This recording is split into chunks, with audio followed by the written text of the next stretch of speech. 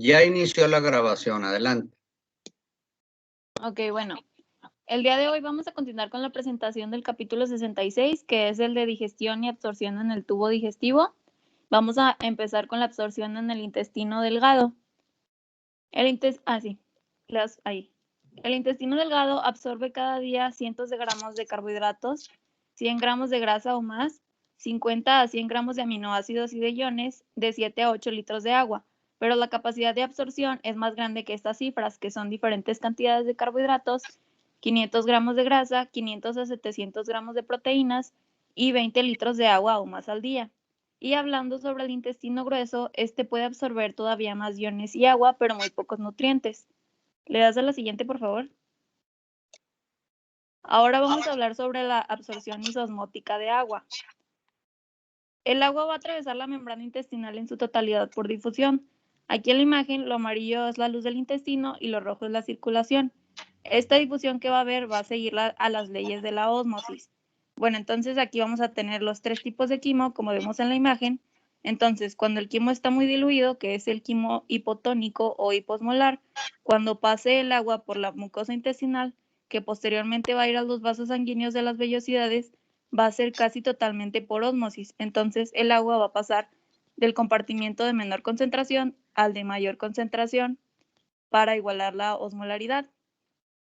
En el quimo isotónico o isosmolar no pasará nada, ya que la osmolaridad es igual, que es cuando la concentración del soluto está igual dentro y fuera de una célula, que es lo que pasará después en el quimo hipertónico, o sea que en minutos se va a transferir por ósmosis la cantidad de agua suficiente para hacer que el quimo sea isosmótico con el plasma. Y pues ya, en el quimo hipertónico o hiperosmolar es el que tiene más concentración de soluto.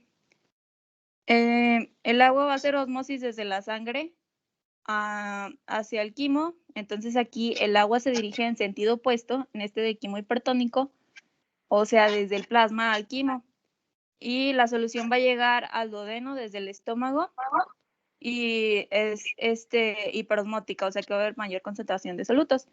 Entonces, para que se pueda absorber agua, el cuerpo tendrá que absorber sustancias primero como sodio, cloro, glucosa, potasio, etcétera, que son solutos que estarían en la parte roja de la imagen. Y ahí por ósmosis el agua irá a absorberse también. ¿Le das a la siguiente, por favor, Leo? Bueno, ahora vamos a hablar sobre la absorción de iones. El sodio es transportado activamente a través de la membrana intestinal. Cada día se secretan entre 20 y 30 gramos de sodio. Además, una persona normal ingiere de 5 a 8 gramos diarios de sodio. Entonces, para prevenir una pérdida total de sodio por las heces, el intestino delgado debe de absorber de 25 a 35 gramos de sodio diarios, que esto equivale a la séptima parte de todo el sodio que tenemos en nuestro organismo. En condiciones normales, la cantidad de sodio que se excreta con las heces es inferior a 0,5% del contenido intestinal del sodio por la rápida absorción por la mucosa intestinal. Pero cuando hay diarrea intensa, que se eliminan muchas secreciones intestinales, las reservas que había de sodio van a disminuir a veces hasta niveles mortales en un plazo de horas. María Eugenia. Sí. Se regresa una y me permite hacer preguntas. Sí, está bien. Gracias.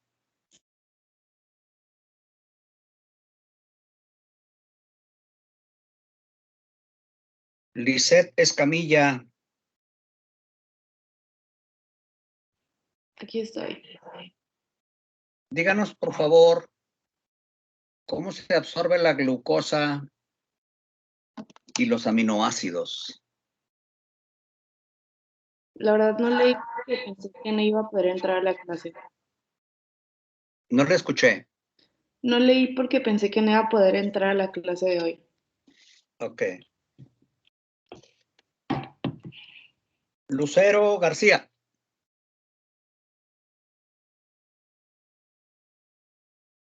Aquí estoy, doctor. ¿Cómo se absorben los lípidos?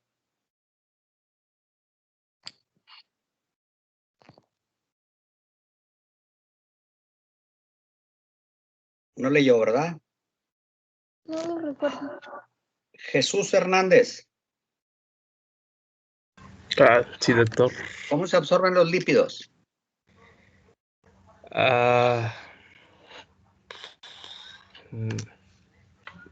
No recuerdo.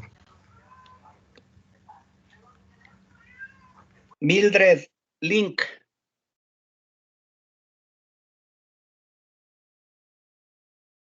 Sí, doctor. ¿Cómo se absorbe el sodio?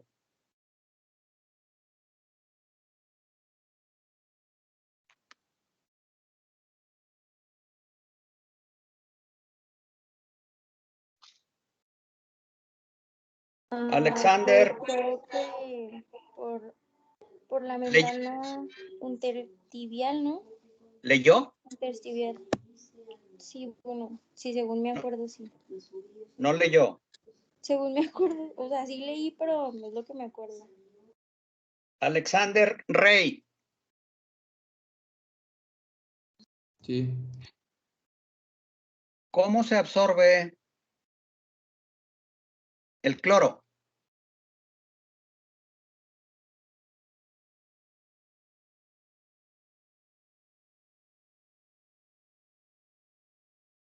Pues a través de las vellosidades. Ana Cristina. No, no es la respuesta. Ana Cristina Ríos.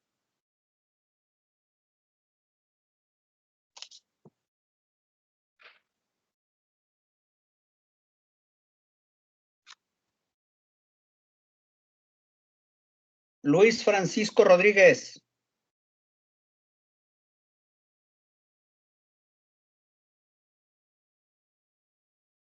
Michelle Salinas. Aquí estoy, doctor. ¿Cómo se absorben los lípidos? Según tengo entendido, entran por medio de las microvellosidades y luego mencionaban algo de las micelas. ¿Leyó? Sí.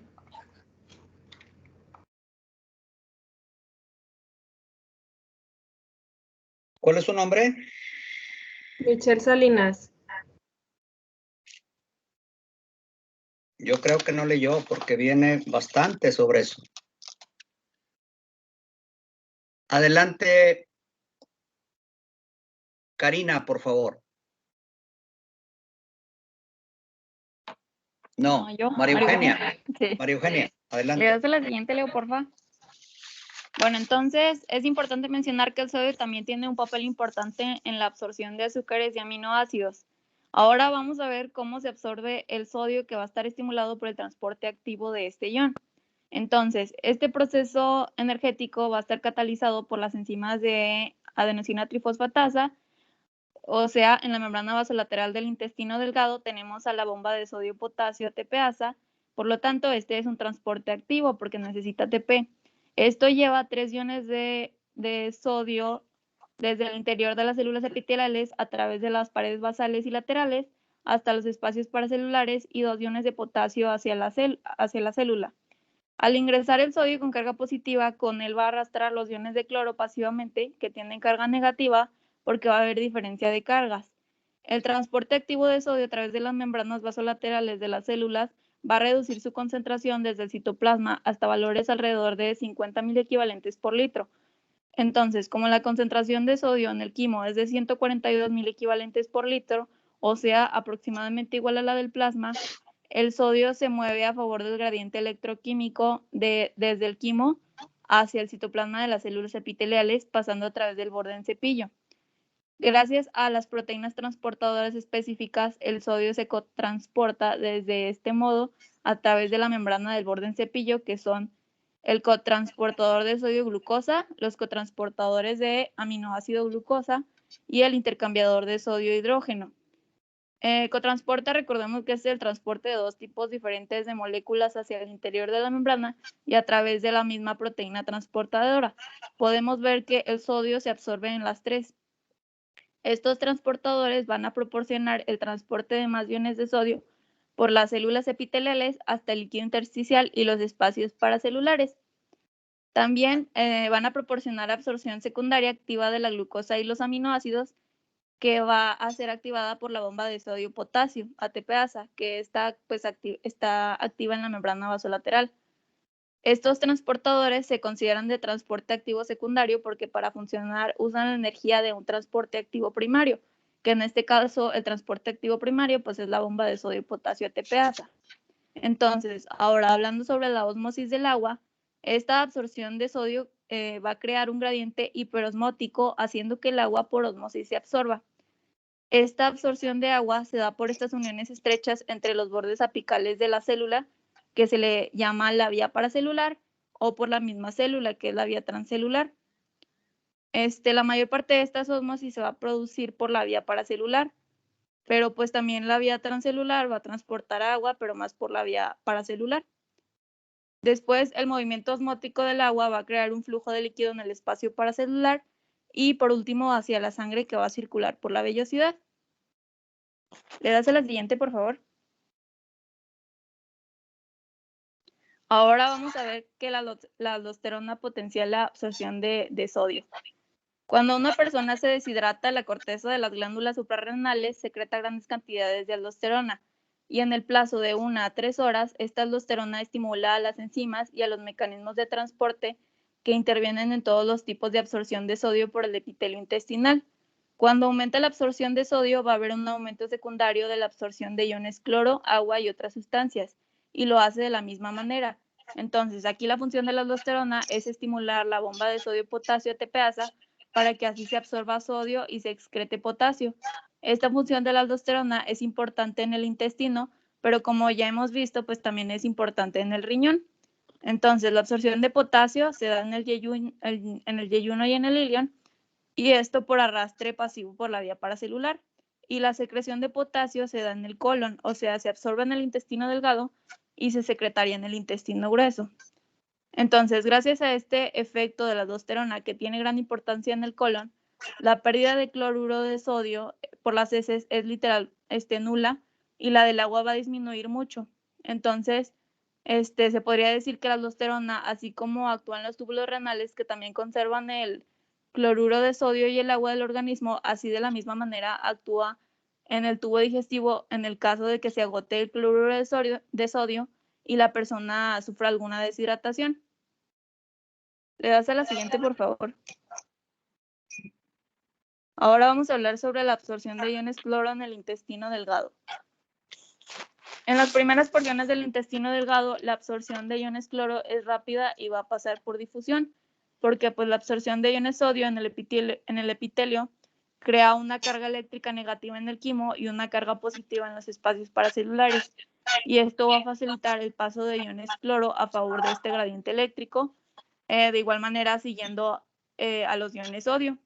El cloruro es absorbido también a través de la membrana del borde en cepillo de partes del ilion y el intestino grueso por un intercambiador de cloruro bicarbonato de la membrana de borde en cepillo. Y el cloruro va a salir de la célula en la membrana vasolateral a través de los canales de cloruro.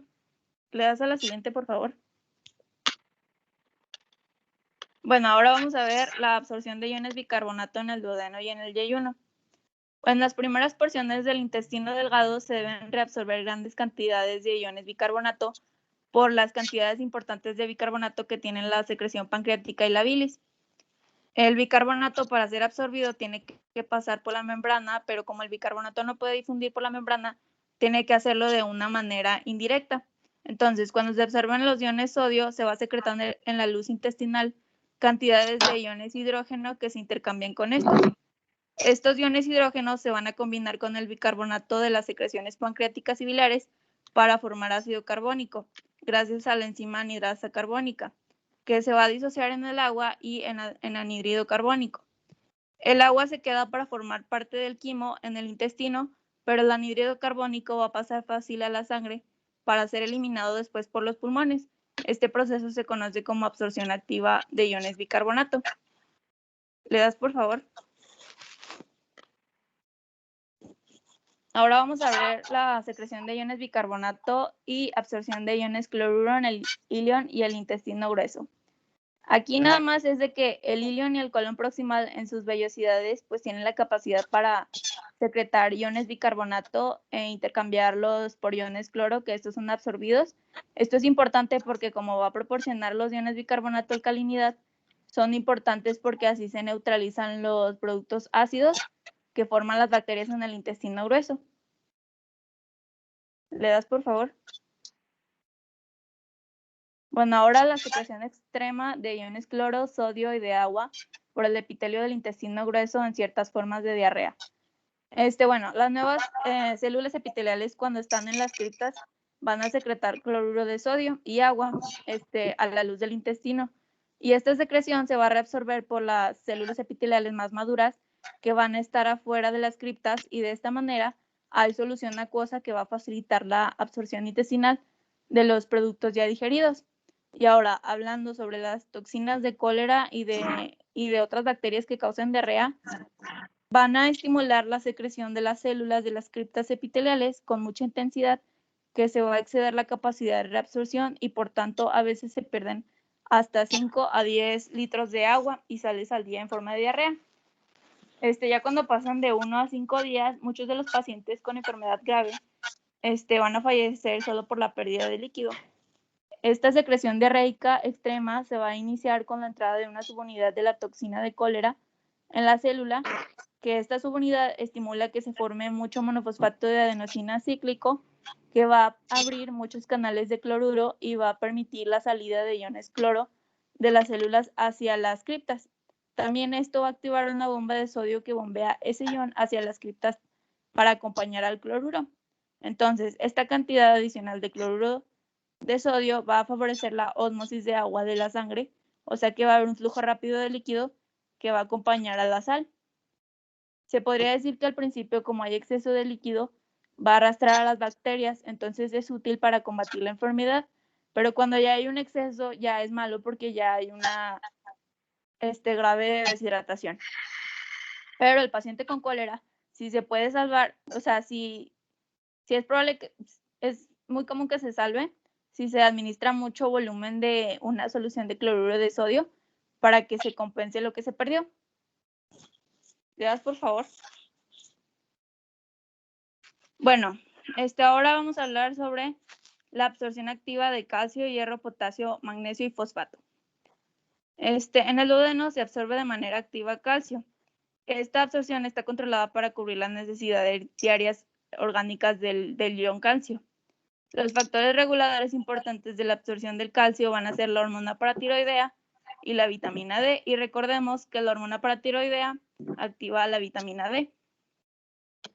El hierro también se absorbe directamente en el intestino delgado, que recordemos que se une con la apotransferrina y se transporta como transferrina, como vimos en la clase de eritrocitos, especialmente para la formación de hemoglobina y eso. ¿Le das, por favor? Bueno, ahora vamos a hablar rápidamente sobre cómo los iones potasio, magnesio, fosfato y otros también se absorben de forma activa en la mucosa intestinal. Los iones monovalentes como el sodio en general se absorben con más facilidad y en mayor cantidad que los iones bivalentes como el calcio, pero nuestro cuerpo no necesita tanto esos iones bivalentes, necesita más los iones monovalentes, entonces no es tan arriesgado esa baja absorción de iones bivalentes. Y pues de ejemplo tenemos que la absorción máxima de iones calcio es 1/50 de la absorción normal de los iones sodio. Y creo que esa es mi última diapositiva. Ya. Bien, María Eugenia, sigue Areli.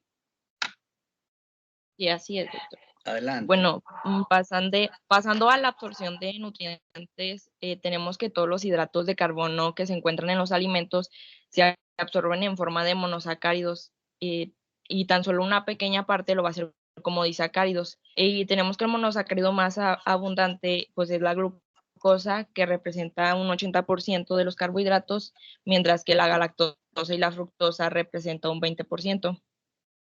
¿Le das? Bueno, la glucosa se transporta por un mecanismo de cotransporte con el sodio y pues el transporte de sodio, como ya dijo Maru, se da a través de la membrana intestinal y se va a dividir en 2 etapas, que en primer lugar va a ser el transporte activo de los iones sodio, que va a cruzar por las membranas vasolaterales de las células del epitelio intestinal y se va a dirigir hacia el líquido intersticial, lo que va a provocar una disminución de la concentración intracelular de este ion. Y en segundo lugar, esta reducción del sodio intracelular va a inducir el paso del sodio desde la luz intestinal al interior de la célula epitelial a través del borde del cepillo por un transporte activo de secundario. El sodio pues se va a combinar primero con una proteína de transporte, pero esta no puede hacer su función si no se combina con alguna otra sustancia adecuada, que en este caso pues es la glucosa, y es por eso que el sodio y la glucosa se transportan juntos hacia dentro de la célula. En cuanto a los otros monosacáridos, pues el transporte de la galactosa es igual al de la glucosa y la fructosa se va a absorber por difusión facilitada, que esta al penetrar a la célula se va a fosforilar y se va a convertir en glucosa, que después pues se va a transportar hasta la sangre. Bueno, ahora pasando a la absorción de proteínas, casi todas las proteínas se absorben en forma de dipéptidos, tripéptidos y algunos aminoácidos libres. La energía de este transporte proviene mayormente del mecanismo de cotransporte de sodio, como sucede con la glucosa. Es por eso que casi todas las moléculas de péptidos o de aminoácidos se unen en la membrana de la microvellosidad celular con una proteína de transporte específica que requiere también pues unión al sodio para el transporte. Después el sodio entra en la célula a favor del gradiente electroquímico y va a arrastrar consigo al aminoácido o al péptido, y a esto se le conoce como cotransporte de los aminoácidos y los péptidos. Otros aminoácidos no necesitan de este mecanismo, sino que son transportados por difusión facilitada, y en las membranas luminales de las células del epitelio intestinal se han encontrado al menos 5 tipos de proteínas de transporte para estos aminoácidos y péptidos. ¿Legas?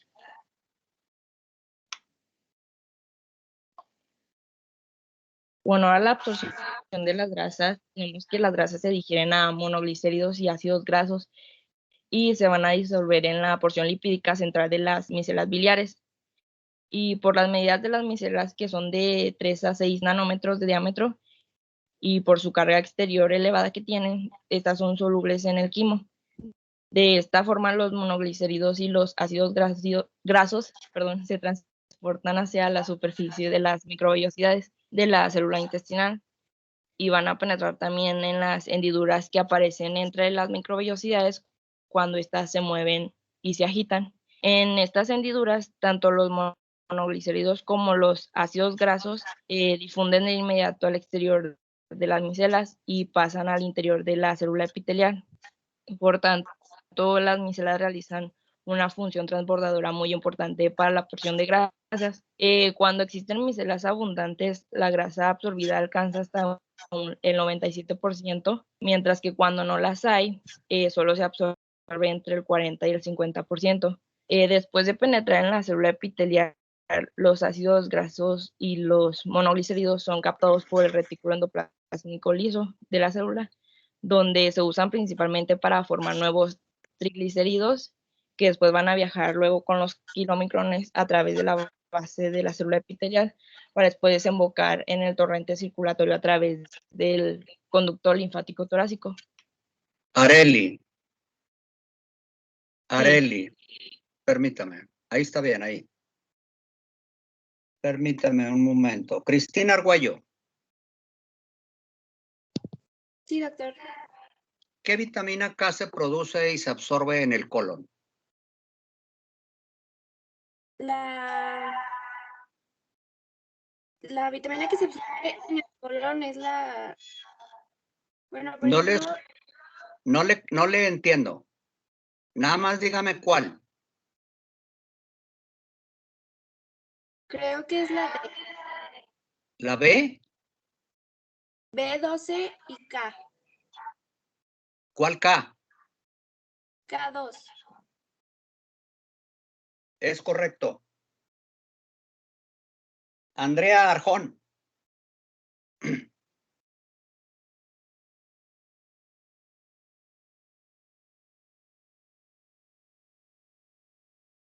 Verificaremos si está presente.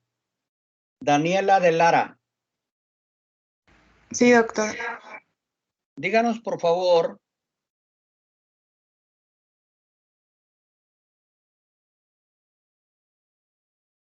¿qué sustancias que no son vitaminas, se absorben en el colon?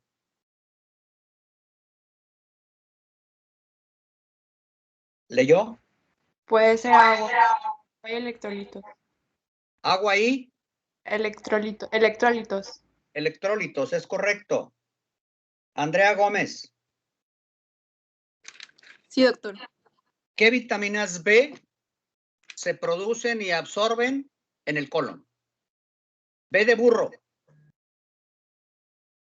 La B12, ¿Sí? bueno, también la riboflavina, la tiamina. Tiamina y Y la riboflavina. es correcto. Ana María Hernández, Sí, doctor. las vitaminas B se enumeran. ¿A cuál corresponde la tiamina y la riboflavina? ¿Qué número tienen? B1 y B2. Así es. B1 la tiamina, B2 la riboflavina. Sofía Pérez Payán, Sí, doctor. ¿cómo se absorbe el calcio y en dónde?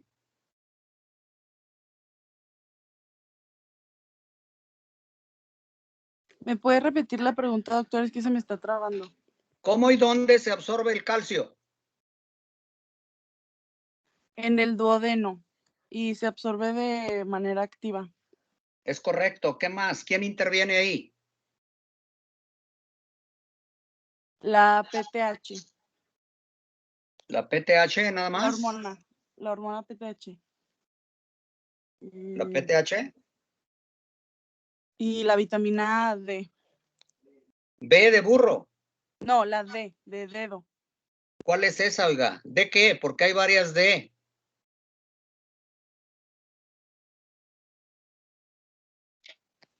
La D3. Así es. Fidel Tello. Fue Ana Sofía Pérez, ¿verdad? Sí, doctor. Sí, doctor. Fidel Tello. Sí, sí. Ahí está Fidel. Sí, doctor. Díganos, por favor,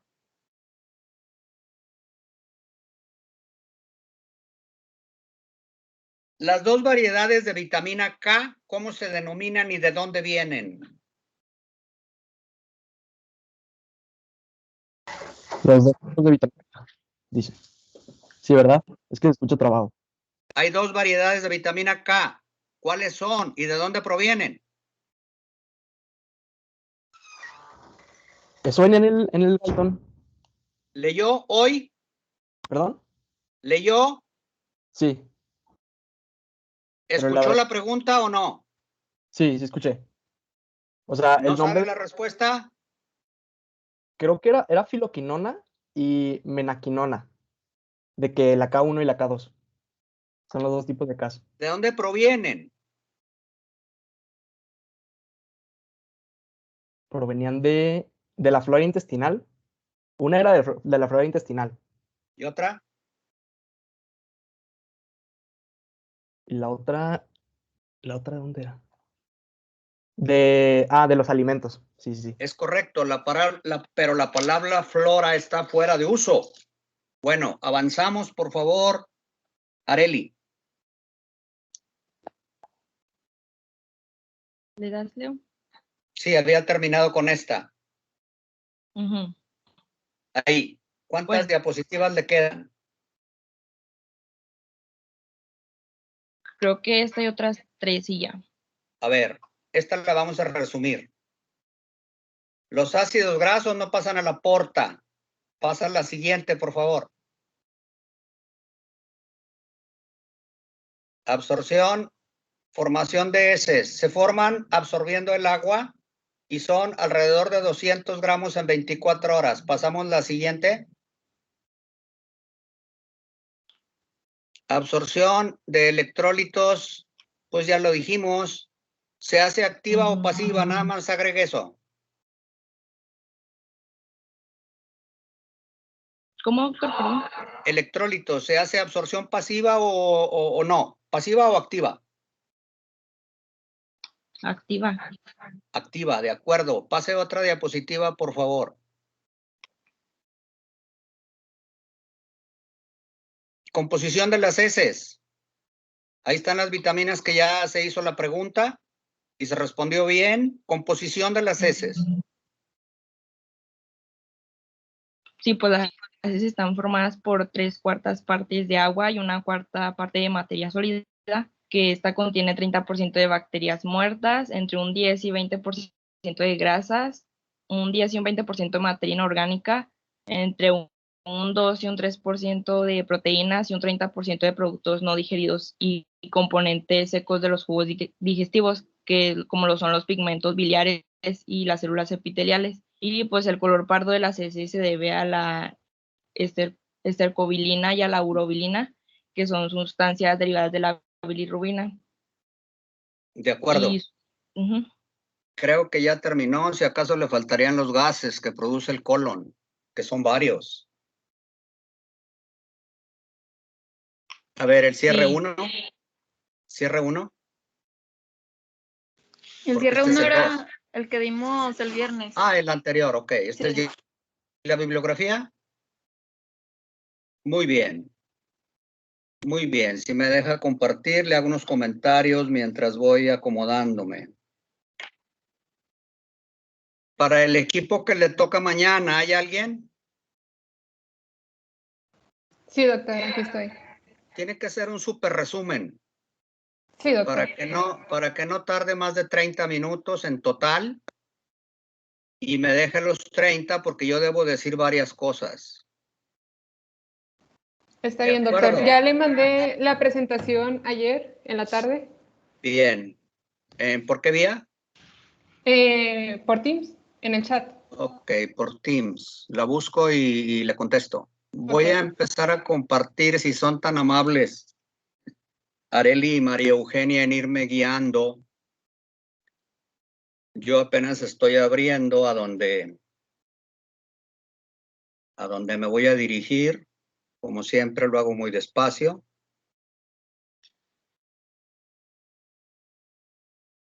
E intento poder utilizar el señalador. Ya se ve. Sí, de acuerdo. El cursor, ahí estoy en mis documentos, quizás los estén viendo. Y yo voy a buscar mi archivo en un paquete que tengo aquí y se llama digestión. Me dice cuando vea mi diapositiva 1, por favor. Tengo el tiempo suficiente y son pocas diapositivas. Ya se ve. Bien. Miren, el tema está un poco difuso, así sentí yo al autor hoy. Está un poco rebuscadón. Creo que se puede resumir muy bien. Con lo que realmente nos interesa, lo que no se nos debe de olvidar, eso es lo que voy a hacer hoy. Con todo esto de los objetivos y el orden que ya saben, pues entro a la diapositiva 1 de inmediato. El intestino delgado es el sitio de absorción, ya sabemos que el estómago casi no absorbe nada, el colon absorbe poco, así que el intestino se lleva casi toda esa función. Lo dijeron muy bien, absorbe muchos gramos, varios litros, queda grabado.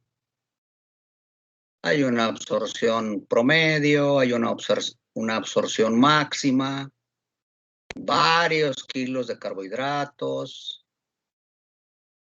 más de medio kilo de proteínas, medio kilo de grasa, muchos litros de agua. Esa es la capacidad máxima del intestino delgado. Y traigo esta de Asensio, que ya les he dicho que es un librito voy a procurar que se compre para la biblioteca, ojalá y se logre. Es un libro chico, se llama Fisiología de la Nutrición, está bastante bueno, lo escriben médicos y nutriólogos. Los nutrimentos son compuestos químicos contenidos en lo que comemos, necesarios para que las funciones del organismo se lleven a cabo. Ya sabemos cuáles son los tres principales, pero dentro de la definición que habíamos dado, se agrega el agua, el oxígeno, los minerales y las vitaminas, estos últimos en pequeñas cantidades. Y bueno, en la definición original, en donde se señala que hay metabolismo, que por definición es intracelular, pues bueno, miren, el agua directamente no se metaboliza, se ioniza. El oxígeno, digamos que se agrega, se quita y se pone, pero no sufre más allá de la descomposición de dos oxígenos. En medio oxígeno, pues no sufre ni metabolismo, ni catabolismo, ni nada. Sin embargo, estos autores dan razones. Dicen, ¿por qué entran como nutrimentos? Pues porque sin ellos no habría metabolismo. Esta tomada de Guyton la simplifico diciendo, el agua se absorbe por difusión. ¿Por qué le agrego pasiva? Pues porque no usa energía. El que al moverse se genera una energía cinética, esa no es energía. No es energía a la que estamos acostumbrados a referirnos, es una difusión pasiva. Y obedece a leyes de ósmosis. Hacia donde hay poca agua, pasa el agua. Y claro, influyen los factores osmóticos. Sabemos que hay componentes que evitan el paso de agua por ocupar un espacio. Esta imagen es muy buena y es de un libro de prepa actual, 9ª edición, Audecirc. Que yo sepa no está en la biblioteca de la facultad, pero este libro se lleva en varias prepas de la región, principalmente en las privadas. La difusión de agua se lleva a cabo sin uso de energía, no es activa. Ocurre lentamente por la bicapa lipídica, cosa que no se creía. Pues sí, pasa agua a través de la bicapa lipídica, pero pasa más agua, conocimiento de este siglo, a través de unos receptores proteicos que actúan como canales. Incluso el autor de este descubrimiento en 2003, ahí está su nombre, el autor les llamó aquaporinas. Es el nombre que se usa hoy en cualquier artículo científico. En 2003 lo galardonaron con el premio Nobel. La glucosa y los aminoácidos a manera sintética. Otra vez, tratando de acomodar. Los azúcares que se absorben generalmente como glucosa lo hacen por cotransporte con sodio y usa bombas ATP. Esto es, se utiliza ATP.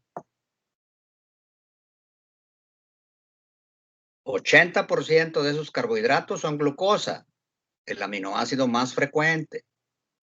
20% fructosa y además hay galactosa proveniente de la leche, de acuerdo. Así es como se absorben en forma activa.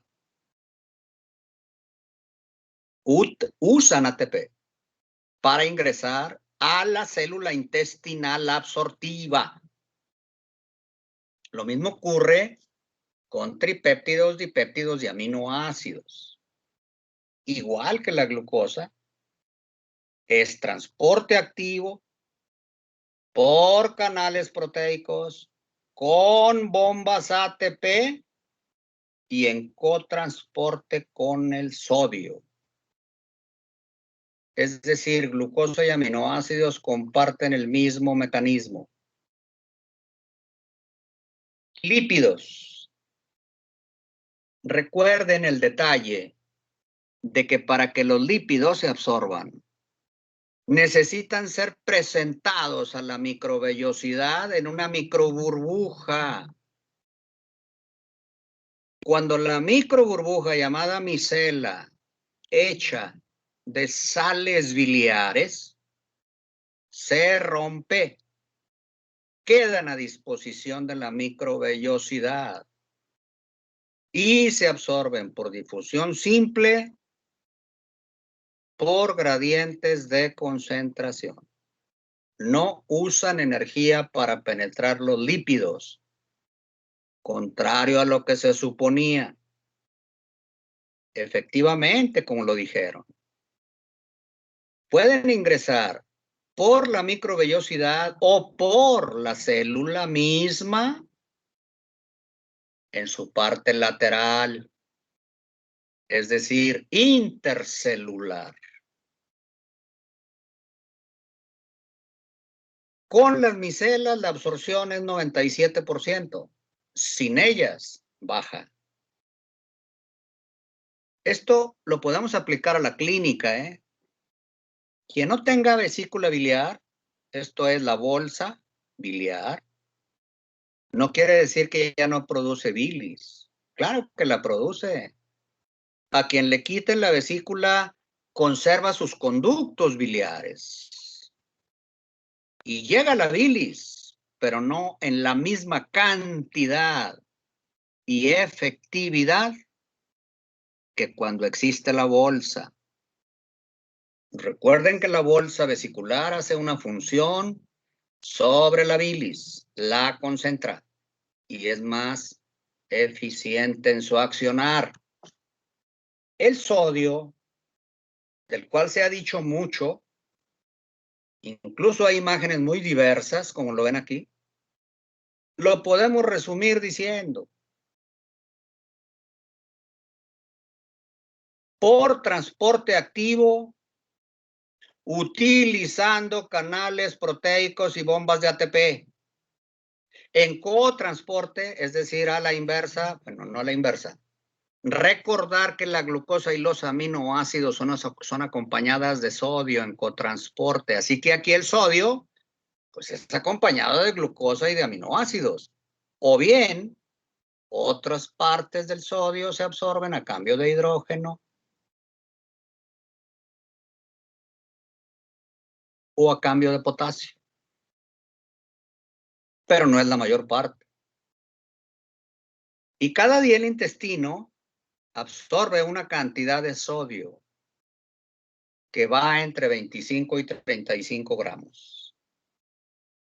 La hormona aldosterona tiene influencia en la célula intestinal, potencia el efecto de la absorción de sodio. Pero ya sabemos que la principal acción de la aldosterona está en el riñón. El calcio, perdón, el cloro. Transporte activo. Mire, no me meto en que si es activo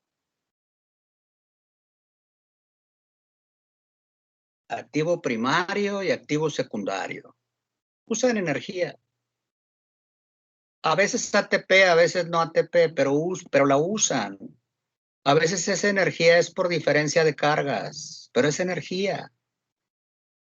A cambio de bicarbonato se absorbe el cloro. Esto es lo que hay que recordar, tanto en el delgado como en el grueso. El calcio. Otra vez, transporte activo. Sí, pero ayudado por la D3. La D3 es en la secuencia de la transformación que viene desde la piel, pasando por el hígado, pasando por el riñón, pasando por la paratormona. La D3 es la vitamina D activa y es la que ayuda al calcio a ser absorbido, pero además usa energía. O sea, es transporte activo ayudado por D3. El hierro Es un misterio. Por dos razones. Hay formas de hierro. El F3 y el F2. Ferrosa y férrica. Bueno, pues las dos las ingerimos. Y sucede que hay ignorancia de cómo se absorbe. Se sabe que es de manera activa. Se cree que la vitamina C tiene que ver con su absorción, pero no hay seguridad. No queda totalmente demostrado. Así que nos quedamos con que el hierro misterioso se absorbe en forma de F2 y de F3 por diferentes sitios, en forma activa, y muy poco se absorbe hierro. No lo menciona el autor, se los digo. 10% del hierro que ingerimos es lo único que se absorbe. El resto se tira por las heces. Potasio, magnesio y fosfato, otra vez en forma activa. Aquí sí le puse primaria. Bueno, no me interesa tanto el que nos grabemos eso. Primaria o secundaria. Es más fácil absorberse los monovalentes que los tri o cuatrivalentes. En el intestino grueso, cada día pasan por la válvula ileocecal, en promedio en el adulto 1,5 litros, pueden ser 2. Pero alguien como un obeso patológico, un obeso de esos de 140 kilos, pues le pasan litros por ahí. Porque comen, digo, quien ha visto comer a un obeso de ese tamaño, se da cuenta que se toma medio galón de leche. Nada más por poner un ejemplo. Se puede comer 3 hamburguesas. Se puede comer 3/4 de kilo de carne. Hablo de esos obesos muy enfermos. Los obesos mórbidos, así le llaman. Parece un pleonasmo, ¿verdad? Pues sí, sí es. Es un pleonasmo. ¿Por qué? Porque obeso es enfermedad y mórbido es, en terminología médica, enfermo. Se absorben mucha agua y electrolitos en el grueso. Digo mucha de la que llega, porque si llega 1,5 litros, se absorben 1,400 para dejarle solo 100 a las heces. Una persona que no sea estreñida ni que sea con tendencia a alteraciones colónicas, pues absorbe casi todo el agua que le llega a través de la válvula ileocecal en el colon derecho. El colon izquierdo no absorbe. Quedan pues 100 de líquidos para que formen a las heces, formen parte de las heces, porque si no, pues sería demasiado seca, ¿no? El colon absorbente, para quien le llamó, cuando hice la pregunta, mencionó la palabra, a ver si recuerdan quién mencionó la palabra referente a las bacterias. ¿Qué palabra usó? Que le dije que ya está en desuso. Flora. Flora. La flora hacía referencia a vegetales. Es tan antiguo el término que se creía que las bacterias eran vegetales, por ejemplo. Pues no son. Forman parte de otro reino, las bacterias. Esa es solo una de las razones por las cuales la flora ya no se usa como término médico, porque no existe. Hay flora bucal, hay flora vaginal, había. Cuando no se sabía, ni se conocía otro término. Aquí está el otro término, este es el actual, microbiota. Y hay variedades de microbiota. La microbiota ocupa todo nuestro organismo en determinados sitios. Por ejemplo, en líquidos cefalorraquídeos, 0. En el fondo del ojo, quiero decir, en el interior del ojo, no en el fondo, en el interior, los líquidos son estériles. Solo les menciono 2 sitios estériles. Pero hay muchos sitios no estériles. Y el intestino, específicamente el grueso, ocupa la mayor proporción de la microbiota del cuerpo humano. Bueno, se creía hasta hace poco. Hace 1 año o 2, el Congreso de Estudiantes trajo a expertos al respecto de la microbiota. No era el tema, pero se incluyó. Es una cantidad increíble de microorganismos diversos los que ocupan el cuerpo humano. Hablo de la piel, de la conjuntiva, de las fosas nasales, incluida la faringe, la boca, la faringe baja, el estómago, donde incluso hay una residente que ustedes acaban de tratar, el Helicobacter pylori, bacteria residente del estómago en más de 80% de los adultos en México y en otros países. Y bueno, no se diga del intestino grueso, de la vagina, de la uretra masculina y femenina. Está llena de microorganismos, a tal grado que esa microbiota,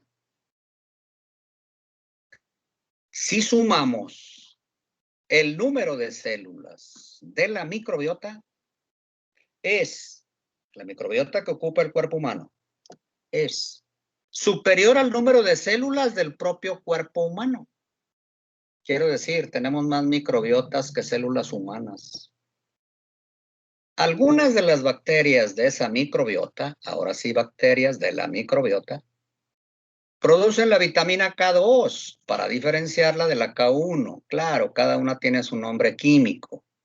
La B12 la producen, pero no es la principal vía de obtención del ser humano de la B12. Claro que no. La tiamina, que es la B1, la riboflavina, que es la B2, son producidas por la microbiota del colon.